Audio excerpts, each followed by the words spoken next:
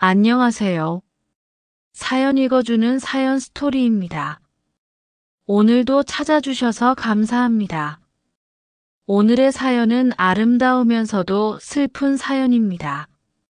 안녕하세요. 저는 72세의 평범한 할머니입니다. 나이가 들수록 하루하루가 무료했어요. 남편은 몇 년 전 먼저 세상을 떠났고 자식들은 다들 바쁘다 보니 가끔씩 안부 전화만 주고받는 게 전부였죠. 친구들도 하나둘씩 떠나가고 저는 점점 더 외로워졌습니다. 사실 저는 젊었을 때도 늘 남의 기대에 맞춰 살아왔어요. 가난한 집에서 태어나 부모님을 돕기 위해 어린 시절부터 동생들을 돌보고 학교 대신 집안일을 우선해야 했죠. 그래도 학창 시절에는 꿈이 있었어요. 책을 읽으며 작가가 되는 상상을 했고 문학 소녀로 불리던 시절이 있었습니다. 하지만 현실은 녹록지 않았죠. 집안 사정 때문에 대학 진학은 꿈도 못 꾸고 20살이 되자마자 부모님이 정해준 사람과 결혼해야 했어요. 제 남편은 성실한 사람이었지만 무뚝뚝했어요. 사랑이란 감정보다는 의무로 맺어진 관계였고 그렇게 아이 둘을 낳고 키우며 정신없이 살다 보니 제 삶을 돌아볼 여유도 없었습니다. 한 번은 문득 거울 속 제 모습을 보며 나는 누구일까? 라는 생각을 한 적이 있었죠.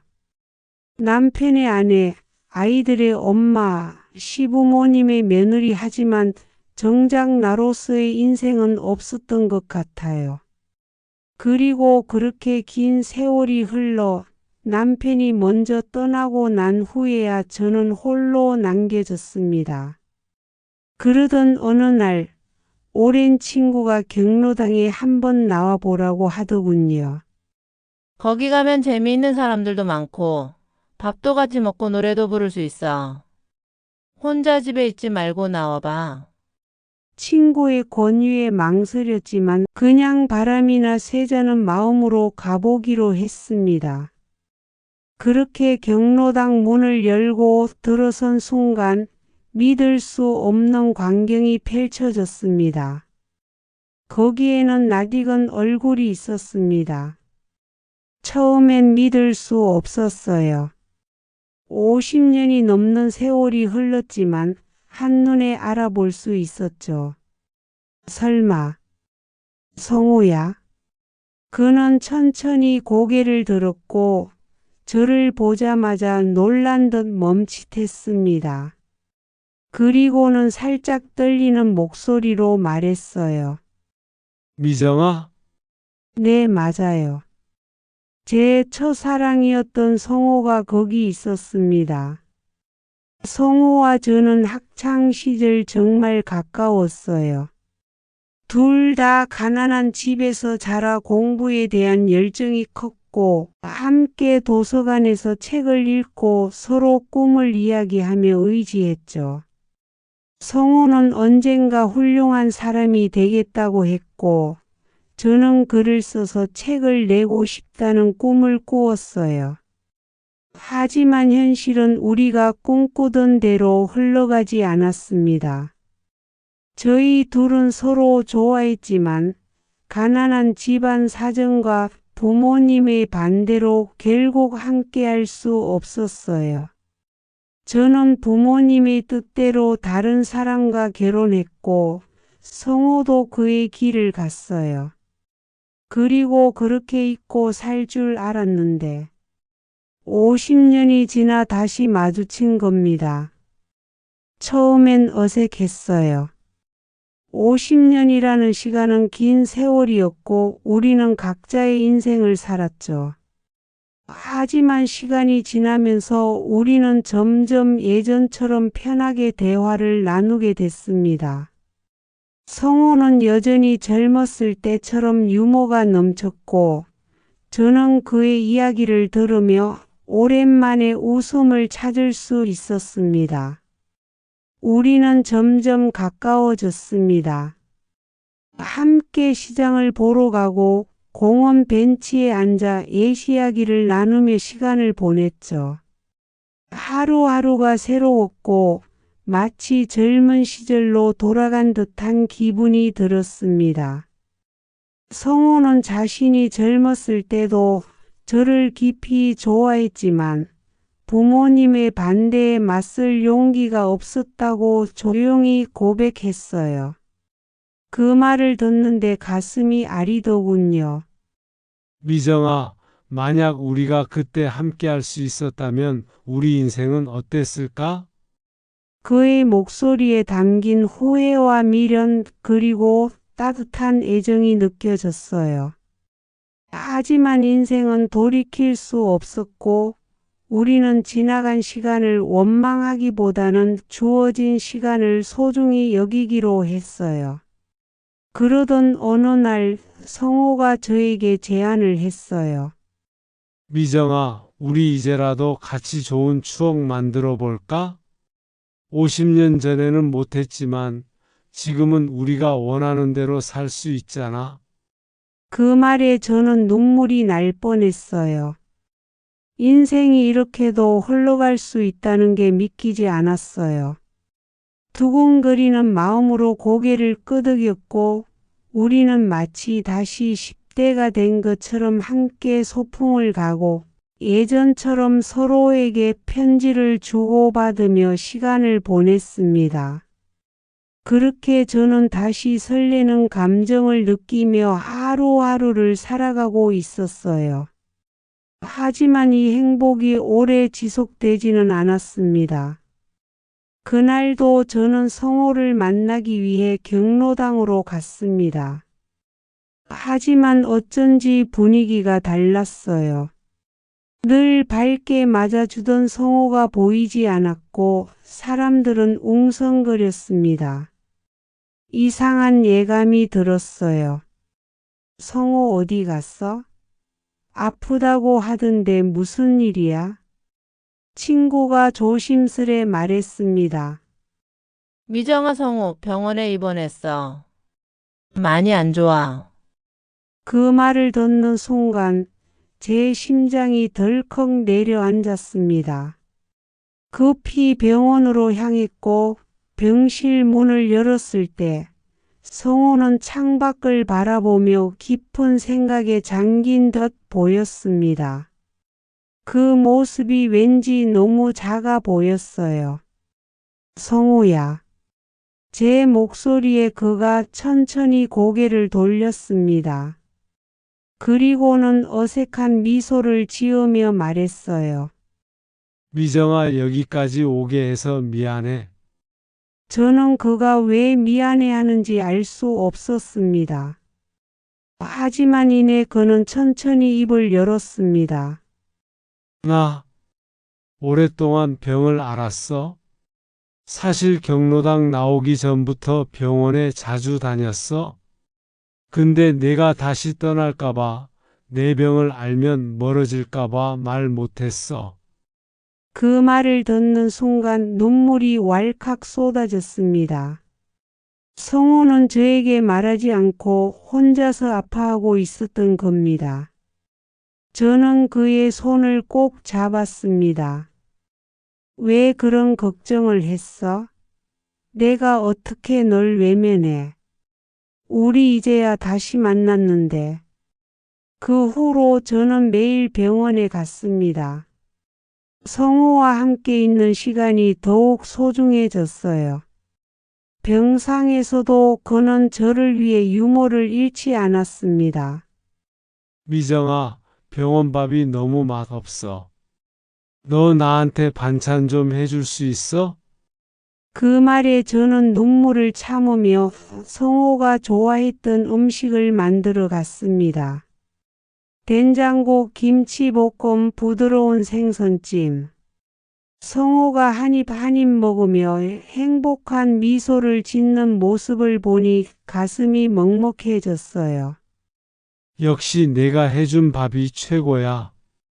50년 전에도 내가 나한테 도시락 싸줬던 거 기억나? 그때 저는 도시락 반찬 하나라도 더 맛있게 싸주려고 고민했던 소녀였죠. 그리고 지금은 병상에 누워있는 성호에게 마지막이 될지도 모를 밥을 해주고 있었어요. 하지만 시간이 지날수록 성호의 병세는 점점 악화되었습니다. 하루하루가 다르게 힘들어 보였고 그의 손은 점점 더 차가워졌어요. 저는 밤새 그의 병실을 지키며 기도를 했어요. 조금만 더 함께할 시간을 달라고. 그러던 어느 날 성호가 조용히 제 손을 잡았습니다. 힘이 빠져 있었지만 그의 눈빛은 여전히 따뜻했어요. 미정아, 혹시 내 마지막 소원이 뭔지 알아? 저는 조용히 고개를 저었습니다. 성호는 미소를 지으며 말했습니다. 우리 마지막으로 소풍 가자. 그날 이후 저는 간호사와 상의해 성호를 휠체어에 태우고 병원 근처 공원으로 데려갔습니다. 그곳은 벚꽃이 피기 시작한 곳이었고 바람이 살랑살랑 불어왔어요. 성호는 눈을 감고 바람을 맞으며 깊이 숨을 들이마셨습니다. 참 좋다. 이게 마지막일지도 모르겠지만 너랑 같이 있어서 좋아. 저는 아무 말도 할 수 없었습니다. 그저 그의 손을 꼭 잡았어요. 그 순간만큼은 시간이 멈춘 것 같았어요. 50년 전 우리가 함께했던 그날처럼. 그렇게 우리는 마지막 소풍을 즐겼습니다. 하지만 저는 알았어요. 이제 성호와의 시간이 얼마 남지 않았다는 것을. 그러던 어느 날 성호의 병세가 급격히 나빠졌습니다. 저는 밤새 병실을 지켰지만 시간이 갈수록 그의 숨소리는 점점 더 약해졌습니다. 병실의 기계음이 일정하게 울려 퍼지는 가운데 저는 그가 깨어나길 바라며 손을 꼭 잡고 있었습니다. 미정아, 희미한 목소리가 들렸습니다. 성호가 간신히 눈을 뜨고 저를 바라봤어요. 눈빛은 흐려졌지만 여전히 저를 따뜻하게 바라보는 그 시선은 변하지 않았습니다. 나랑 함께 해줘서 고마워. 너 덕분에 마지막 순간까지 행복했어. 저는 말을 잇지 못한 채 눈물만 흘렸습니다. 성호는 마지막 힘을 다해 제 손을 꼭 잡더니 천천히 눈을 감았습니다. 그리고 병실은 고요해졌습니다. 그가 떠난 후 저는 깊은 슬픔에 빠졌습니다. 함께했던 시간들이 주마등처럼 스쳐 지나갔고 다시는 그의 목소리를 들을 수 없다는 사실이 믿기지 않았어요. 그의 손을 잡고 마지막 인사를 했지만 가슴 속에 커다란 빈자리가 생긴 것 같았습니다. 며칠 후 성호의 가족들이 저를 찾아왔습니다. 그의 아들이 작은 상자를 제게 내밀었어요. 아버지가 돌아가시기 전에 꼭 전해달라고 하셨어요. 직접 읽어보시는 게 좋을 것 같아요. 상자를 열어보니 안에는 낡은 사진 한 장과 손편지가 들어 있었습니다. 사진 속에는 고등학교 시절에 우리 두 사람이 있었습니다. 저는 깜짝 놀랐어요. 이 사진은 분명 제가 가지고 있지 않았던 것이었어요. 편지를 펼쳐 읽어 내려갔습니다. 미정아, 내가 내 첫사랑이자 마지막 사랑이야.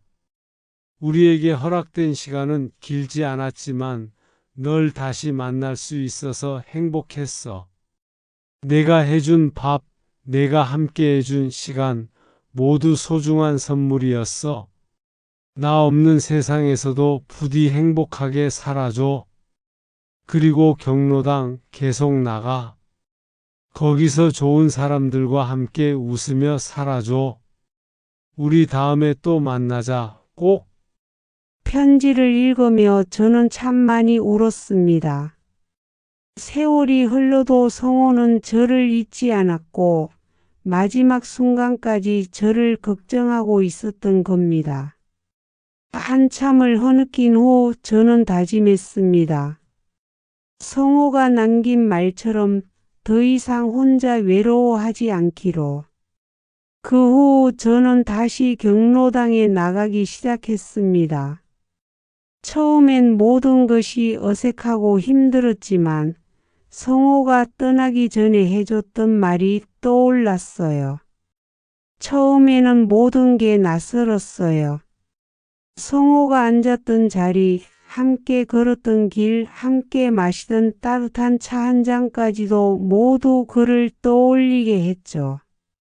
하지만 시간이 지나면서 점차 적응하기 시작했습니다.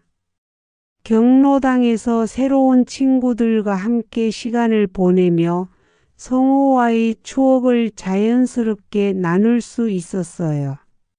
가끔씩 성호가 떠오르면 마음이 아리지만 이제는 그리운 미소로 떠올릴 수 있는 날들이 더 많아졌어요.